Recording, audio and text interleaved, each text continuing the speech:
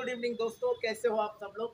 आज हम लेके आए टीचर्स हाईलैंड क्रीम और इसमें एक बहुत ही मज़ेदार पैक बनाएंगे। चलिए दोस्तों, पहले जो है व्हिस्की की ग्लास ले लेंगे और व्हिस्की की ग्लास में लेंगे ढेर सारा आइस। एक आइस तो थोड़ा स्टाइल से लेना बनता है दोस्तों, एक आइस थोड़ा स्टाइल से ले लेंगे। चलिए ढेर सारा आइस 60 ml लेंगे हाईलैंड क्रीम।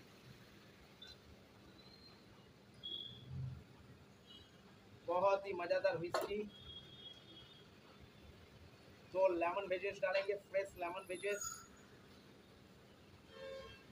एक और एक दो, और टॉप अप करेंगे स्प्राइट। दोस्तों इतना मजा आएगा ना, ड्रिंक क्या बताएं आपको, बहुत ही मजा आएगा। और ये बन के रेडी हमारा टीचर हाईलैंड में बहुत ही मजेदार पैक। चलिए दोस्तों, चीयर्स, थैंक यू। वीडियो अच्छा लगे लाइक शेयर कमेंट जरूर कीजिए। चीयर्स।